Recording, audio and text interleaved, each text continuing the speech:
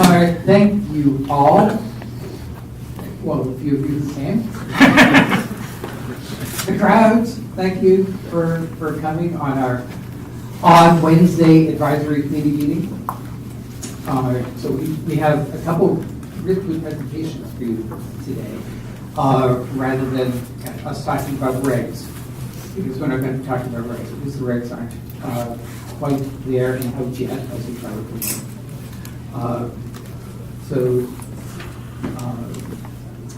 Before we begin, in addition to the regs, were you going to say anything about the regs? Other than they're still under review, we expect to have them. If not by the end of this month, early December or so, but it is one of those things that it will take as long as it takes. Out of your control. It is out of my control. I keep asking about them.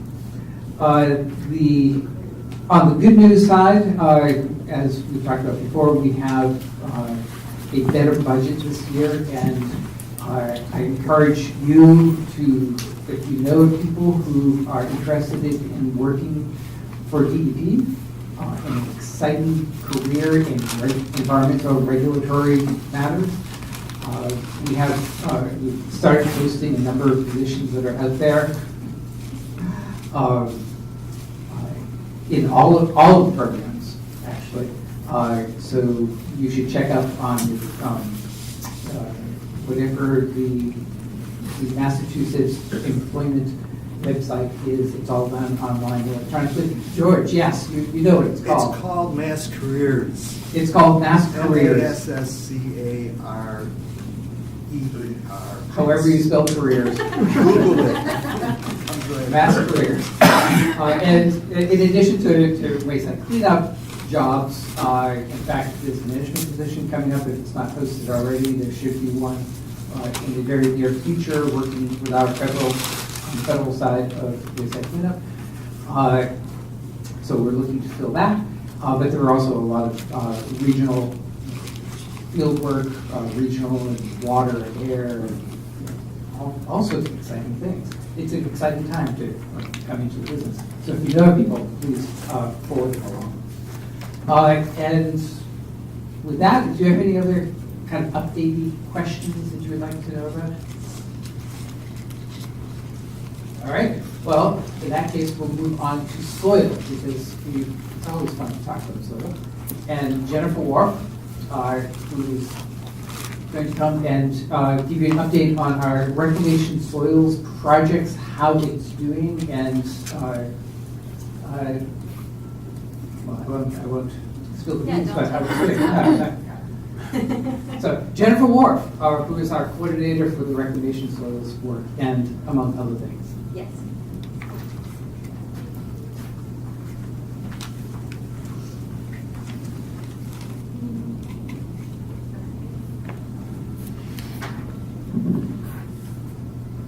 So I'm Jenny Wharff, and I work here in Boston, the Bureau of Waste Site Cleanup, and I'm the Reclamation Soil Coordinator. So what that means is I assist the regions in whatever capacity I can.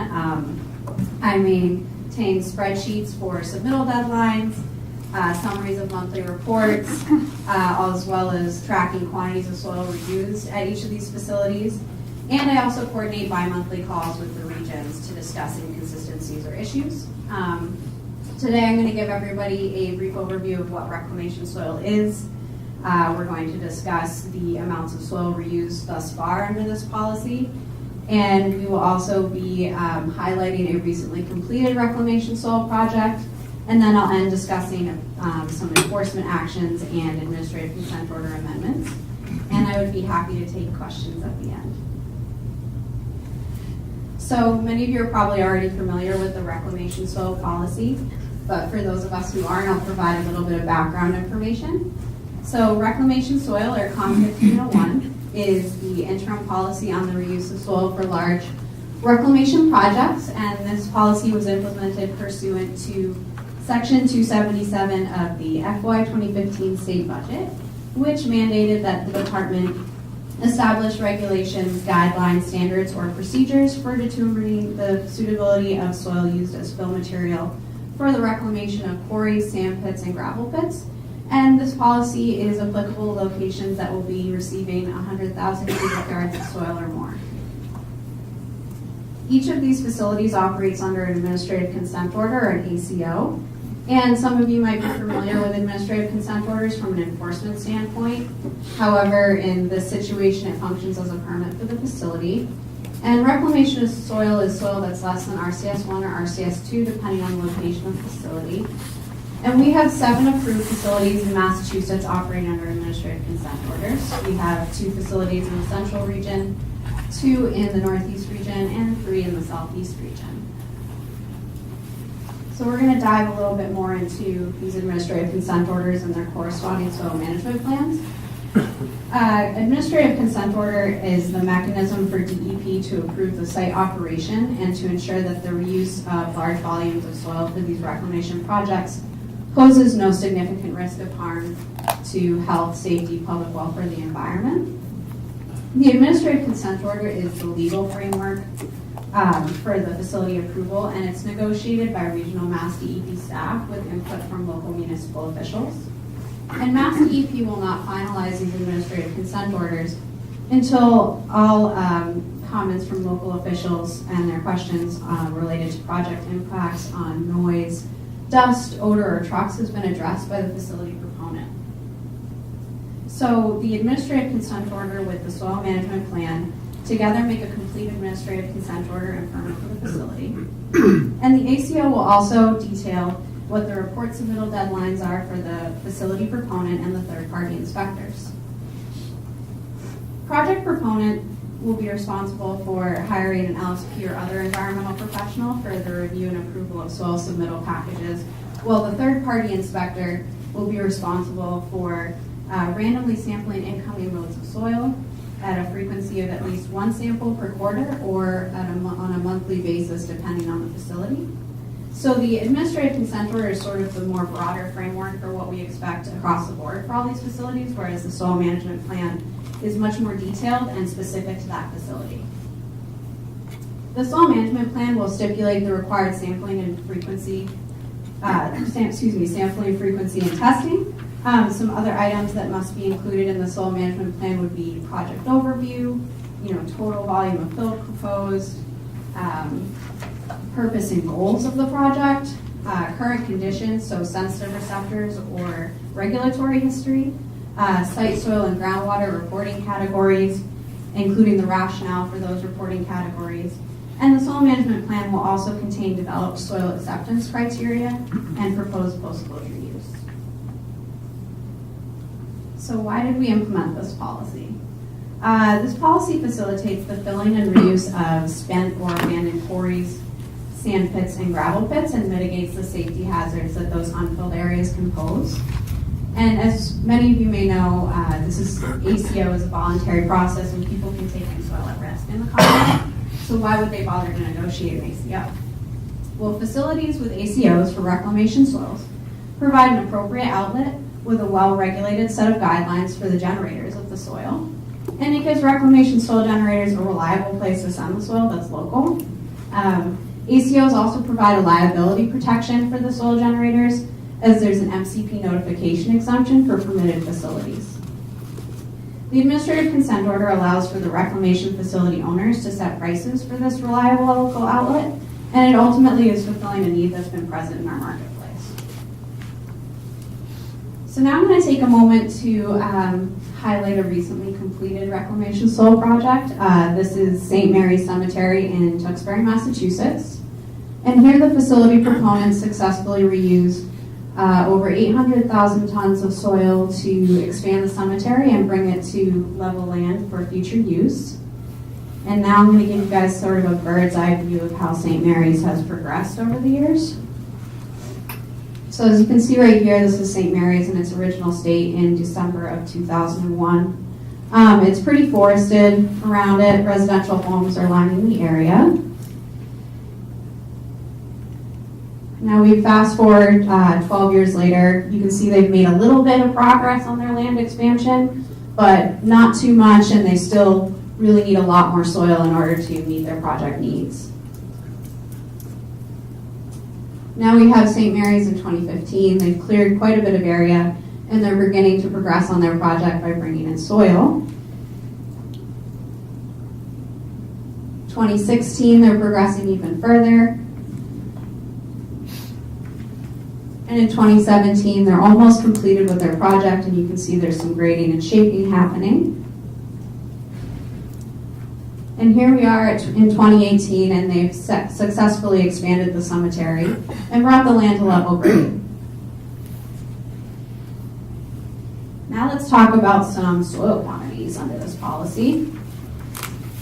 So this chart highlights the quantities of soil used to date at our facilities in blue since 2016. And the red is highlighting the capacity available at our existing facilities. There is about 4 million tons of soil available, or available soil capacity at these existing facilities.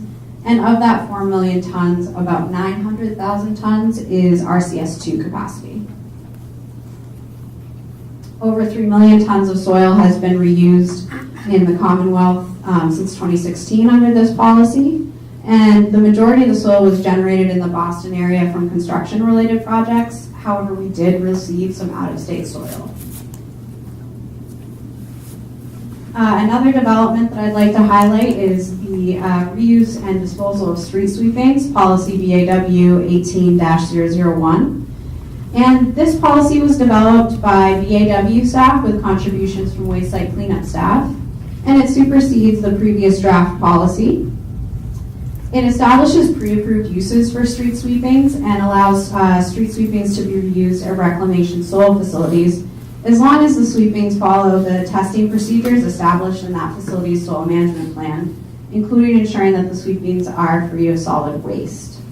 And you can find that portion under 5.6 of the policy.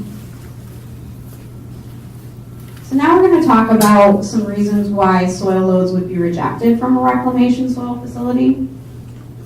As I touched on before, facility proponents will be hiring an environmental professional or an LSP, and the LSP or environmental professional will visually inspect incoming loads of soil to be sure that the soil does not exhibit indication of staining or other discoloration indicative of a release or impact of oil and hazardous material.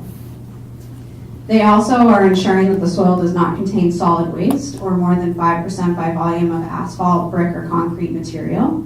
So should these observations be made in an incoming load of soil, that would be a reason for rejection.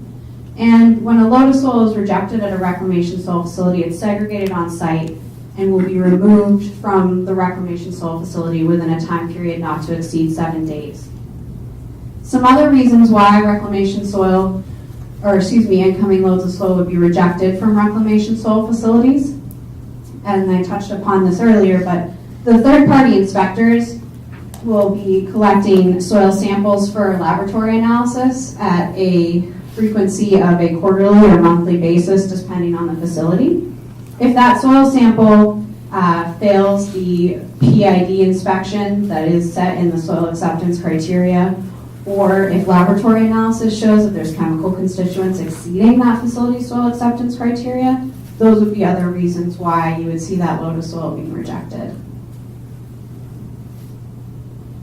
Now we'll get into a little bit of enforcement action. From time to time, enforcement does occur at reclamation soil facilities, and MassDEP has regional staff and waste site cleanup, or the Bureau of Air and Waste, who review these monthly submittals, myself included, and they will sometimes conduct inspections at the facilities.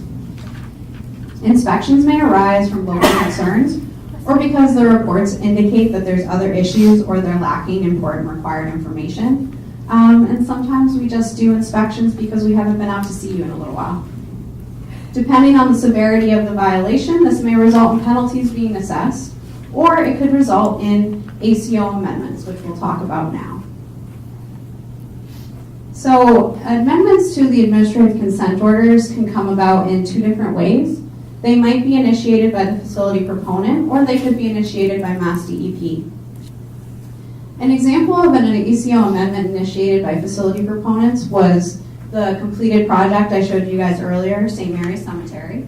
And the facility proponents realized that their original proposed amount of soil wasn't going to be sufficient to meet their project needs. So we came together and amended St. Mary's ACO to allow those facility proponents to bring in soil for an additional month in order to ultimately meet their project goals. An example of an administrative consent order amendment initiated by MassDEP was when a facility proponent failed to collect the required quarterly soil sample for QAQC testing, and the facility proponent also failed to cease accepting loads from a soil generator who had previous noted exceedances of the soil acceptance criteria in their soil loads. So MassDEP and the facility proponents amended their ACO to require the facility proponents to collect monthly QAQC soil samples rather than quarterly. So that wraps up our discussion on reclamation soil, and I am your Boston contact for reclamation soil. In the central region, we have Paul Vigiant. In the northeast region, it's John Fitzgerald. In the southeast region, it's DRD Gerard Martin. And in the western region, even though we don't have any facilities right now, at some time in the future, if we do, it would be Dave Slowick. I would also encourage everybody to go check out this website if you'd like to learn more information about reclamation soil facilities, or if you'd like to find out some more information about disposal of soil at landfills or other pertinent soil policies. This would be the place to do it. Do we have any questions? Yeah. Jenny, Yeah. I was just wondering if MassDEP is working with anyone else on opening up additional facilities. You mentioned the 7. Are there any others that are in the works? I'm not sure right now. Okay. There could be, but I could get back to you on that. Okay. Yeah. So Jenny, so one of the issues as we started all this had been, oh my gosh, the crisis, we had the big meeting, the crisis of soils, you know, oh my gosh, we're gonna have 5 million yards coming out of Boston, or construction is gonna stop. So have you heard any complaints, or I mean, is this all alleviated now from the construction industry? They are happy now, they have a place to find. I mean, soil disposal costs are down in Massachusetts, so that's a positive for sure. And, you know, I'm not really sure about them being happy in general. Well, I'm just saying, you're not hearing any complaints Right, from the community saying we don't have a way to get rid of soils anymore, right? Yeah, I guess so. I mean, Paul, you might be able to speak more eloquently to that than I could. I'm not sure. No, we're not getting a lot of pushback or feedback on certainly the less than RCS1 soils. Right, yeah. What we then begin to hear about, so if you look at it that we've kind of solved, if you will, or addressed that issue, what's left? Well, there are smaller volumes of less than RCS2 soil, and there are a couple facilities that can take that. Yeah. But the capacity is much smaller. And then there's the question about the COM97 soils as landfills close, Right. and people have to look for alternatives there. So it's whack-a-mole to a certain extent.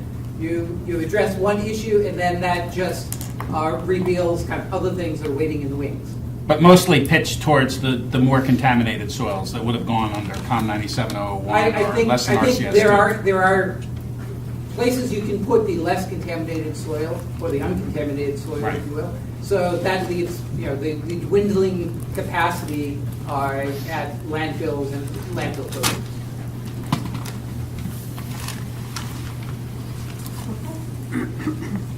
Thanks, guys, for listening.